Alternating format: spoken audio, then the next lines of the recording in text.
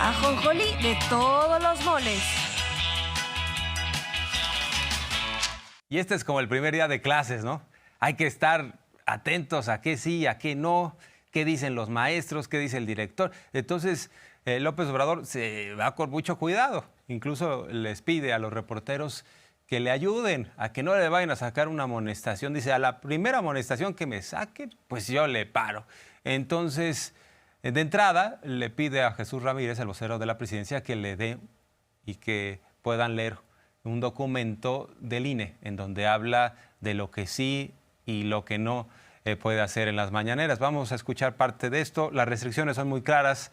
El INE plantea que no se puede exaltar a ningún partido político, a ningún funcionario. Bueno, también el INE habla del comportamiento en general de otros actores políticos, de otros funcionarios, de que no se pueden desviar recursos públicos. Eso ya lo sabemos, pero vamos a dar cuenta de cuáles son las reglas del juego. En el momento de las conferencias, los funcionarios públicos deberán abstenerse de difundir logros de gobierno, obra pública e incluso emitir información dirigida a incidir en las preferencias electorales de la ciudadanía. Eso no. Deberán tener fines informativos. Subrayar que no está permitida la exaltación. No está permitida la exaltación, promoción o justificación de alguna persona o logro obtenido en los gobiernos local, federal o de alguna administración específica. Y bueno, pues también el INE insiste en que los mensajes de los funcionarios, del presidente, no deben incidir en las campañas, no deben dirigirse a favor o en contra de ciertos candidatos o ciertos partidos. La pregunta es, ¿esto sucedió en otros procesos electorales? ¿Sucedió durante otras campañas? ¿No se metió en su momento Vicente Fox de cuerpo entero en favor de Felipe Calderón? ¿No se metió en su momento Felipe Calderón también para inclinar la balanza, para decir que una opción era un peligro para México y que la gente pensara su voto? ¿En qué quedamos? ¿Somos o no demócratas? ¿Hay o no libertad de expresión? Pero bueno, ahora están las restricciones y vamos viendo cómo se desarrolla el juego. Los mensajes no deben aludir a alguna plataforma política, proyecto de gobierno o proceso electoral, ni mencionar algún proceso de selección de candidatos de un partido político. Los mensajes de las personas servidoras públicas no deberán contener nombre, imágenes, voces o símbolos que impliquen la promoción personalizada. No deben aludir o describir a la trayectoria laboral, académica o cualquier otra de índole personal que destaque los logros particulares que haya obtenido el ciudadano que ejerza el cargo público. Es un modelo de comunicación política que desde mi punto de vista tendría que revisarse a futuro en las próximas legislaciones. Nos tratan como si fuéramos niños, como si no tuviéramos uso de conciencia, ¿no? Como si no supiéramos a quién apoya el presidente en términos ideológicos y de afinidad, como si no supiéramos a quiénes están apoyando los expresidentes, a qué agrupación, como si no supiéramos lo que está en juego. Pero bueno, esto está muy claro. También se plantea que pues, no se deben de cargar los dados, y esto sí es sano, que no haya recursos públicos que se estén dando para una opción o para la otra. Esto, bueno, siempre fue una demanda incluso de la izquierda progresista. Hay que recordar que las elecciones de Estado eran que los presidentes en turno metían las manos y entregaban dinero público a través de gobernadores, a través de secretarios de Estado. Incluso se repartían las zonas del país. A ver, tú eres el secretario de Salud. No le hace. Te toca entrarle al proceso electoral y tú eres el encargado de esta entidad. De ti depende que se gane. Entonces ocupa todos los recursos. Bueno, eso no se da y eso es muy importante, eso es muy sano. Pero el tema de la comunicación y de la libertad de expresión no debería tener ningún tipo de restricción. Pero bueno, vamos entonces a seguir escuchando lo que plantea el presidente sobre las reglas del juego que el INE ha dado a conocer. Los mensajes así no pueden emplearse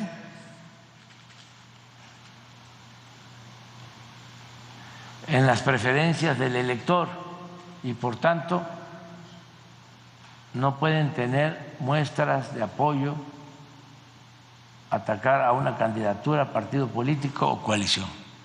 La Ley General de Comunicación Social indica que la objetividad e imparcialidad implica que la comunicación social durante los procesos electorales no debe estar dirigida a influir en la equidad de la competencia entre los partidos políticos.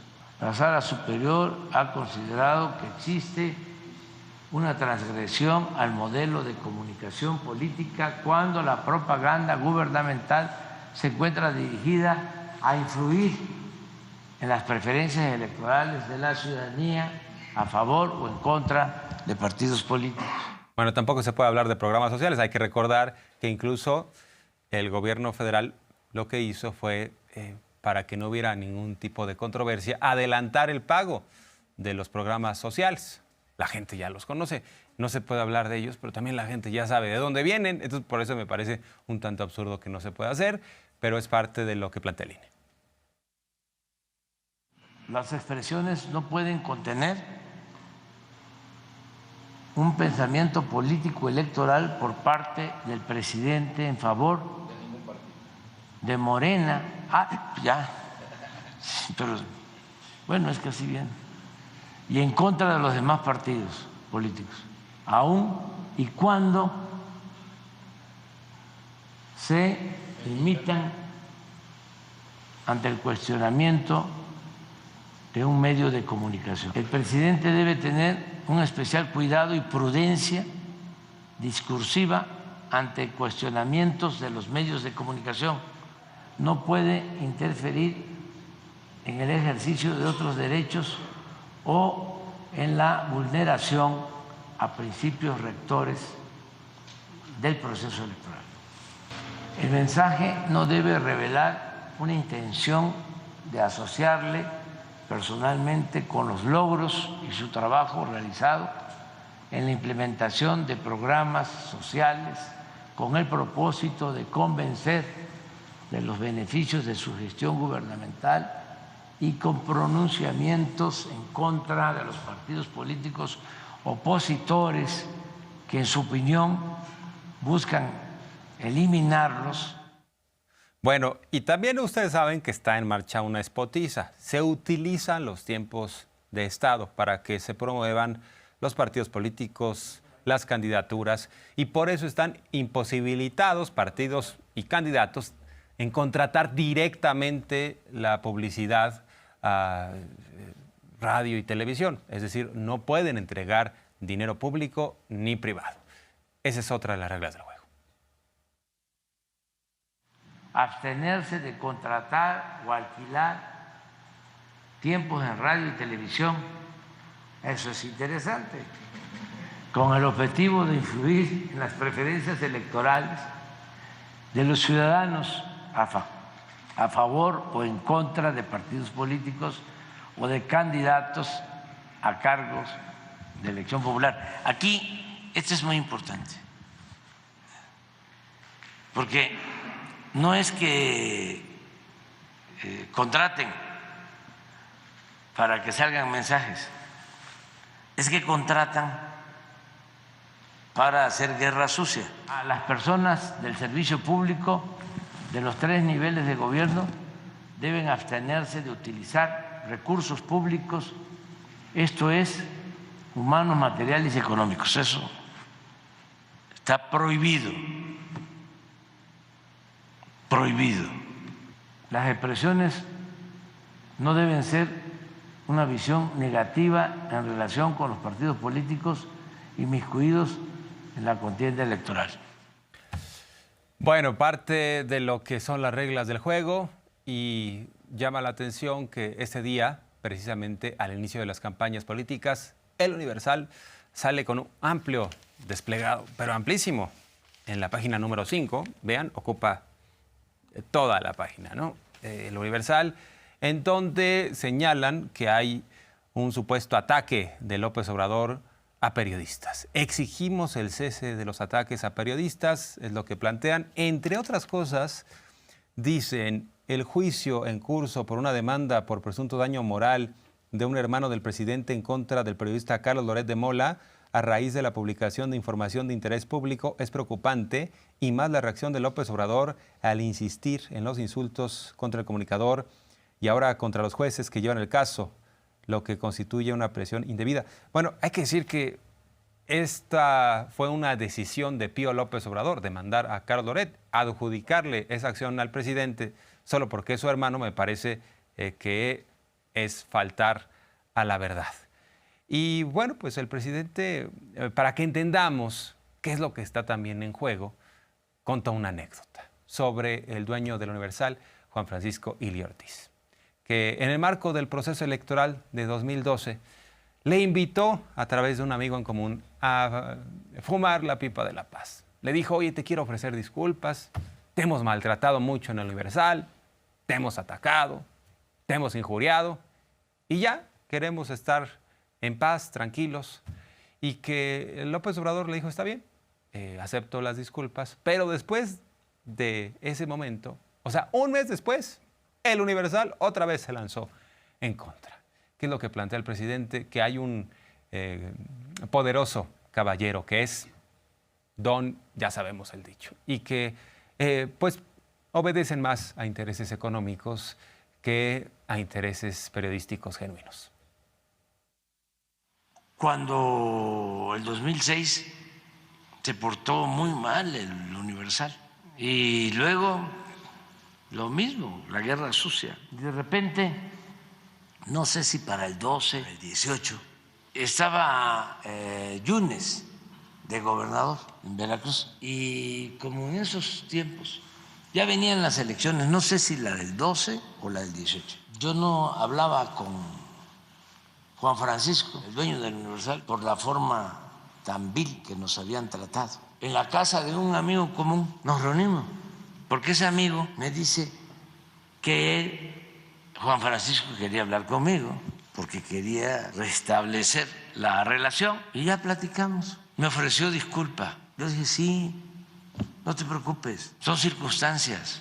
Uno no olvida, pero sí está uno obligado a perdonar. Perdón sí, olvido no. No había pasado un mes de eso y empieza el Universal en campaña. Sí, con la señora, porque me acuerdo bien del nombre. De repente voy a una gira y hay una dirigente que me abraza, y luego a la dirigente la graban. Su nombre es Eva, y el Universal con todo. Y luego me entero pues que fue un acuerdo. ¿Y cómo se hacen esos arreglos? ¿Cómo se rompe un compromiso que se hace unos días antes? ¿Cuál es? Bueno, nada más reiterar que este desplegado del Universal lo firman, entre otros, porque sí hay algunos periodistas, pero hay otros que uno dice, ¿en calidad de qué? De colaborador del Universal. Margarita Zavala, ¿no? Por ahí está. Germán Martínez Cázares, que llegó al Senado a través de Morena y traicionó. Está también por ahí José Ramón Cosío, quien fuera ministro. Manuel Cloutier, este panista que se lanza incluso públicamente en contra de su hermana. O sea, le gana el fanatismo de la derecha. Lo firma también el propio Juan Francisco Ili Ortiz, el dueño del Universal. Bueno, faltaba más. Lo que plantea el presidente es, ¿realmente están buscando la libertad de expresión? ¿Realmente tienen una convicción democrática o los están moviendo otros intereses? Ahí también introduce el tema histórico y ya nos va anunciando que próximamente va a retomar pasajes de su libro, sobre todo la parte histórica, para pues darnos una suerte de lecciones de dónde venimos, quiénes somos, para también enfocarnos hacia dónde ir. Entonces, últimamente, porque siempre hablo de Reforma, pues ya sabemos, ¿no? Es el boletín del conservadurismo. Entonces, bueno, pues ya uno sabe que ahí está Carmen Aristegui, que ahí está Denise Dresser, Sarmiento, periodismo del conservadurismo. Pero el Universal, pues ni modo que sean doctrinarios, ¿no? Y de repente empiezan a atacarnos. Y hoy hasta una carta, ¿no? Molestos, porque estamos en contra de la libertad de expresión. No, estamos en contra de que se use la libertad de expresión para lucrar. Estamos en contra de que la libertad de expresión se utilice para calumniar, para chantajear, para robar. ¿Qué tiene que ver esa libertad de expresión, según el Universal, con la libertad de expresión que defendía, arriesgando su vida en la cárcel, Ricardo Flores Magón o Daniel Cabrera o Filomeno Mata o Francisco Zarco? Nada. Ya basta de tanta hipocresía. Pues ahí está el presidente López Obrador dando mensajes muy profundos, que cuando haya también una acusación directa, pues no se va a quedar callado. Incluso cuando leyó las reglas que están marcando los del INE, dijo, por ahí no he visto algo que diga que ante un infundio, ante un ataque, el presidente se deba quedar callado. Así que pues ya nos va dando también pistas de que en ese sentido pues seguirá defendiendo la investidura presidencial. Faltaron algunas preguntas en esta mañanera que no tienen que ver con el proceso electoral. No le preguntaron, por ejemplo, lo que están haciendo Trump y Biden. Campaña en la frontera con México. Así están iniciando, utilizándonos a los migrantes. Ya sabes, el presidente López Obrador presume que hasta ahora no le han sacado tarjeta amarilla los del INE, los del Tribunal Electoral, que bueno, sí, los del Tribunal Electoral han comentado respecto a informes pasados que supuestamente López Obrador rompió la imparcialidad, los equilibrios, porque habló bien de su gobierno. Imagínense dar un informe de gobierno para hablar mal de su administración, ¿no? O sea, es un contrasentido, pero además lo más importante es la verdad, el derecho a la información de la gente. Pues no están los gobernantes para rendir cuentas. Pero bueno, dice el presidente, ayúdenme, se los comenta a los reporteros y reporteras a que no me saquen tarjeta amarilla.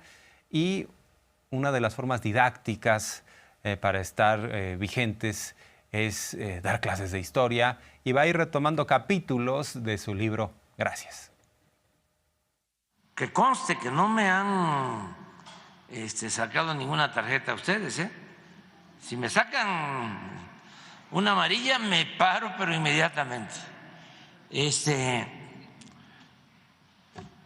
Pero, ¿saben lo que vamos a hacer? Estaba yo pensando que vamos a ir leyendo, les voy a leer, si no les aburre, ¿no? Algunos capítulos del libro, pero históricos. Vamos a hablar de Hidalgo. ¿No les parece? Es el padre de nuestra patria. ¿Quién era Hidalgo? ¿Qué hizo Hidalgo?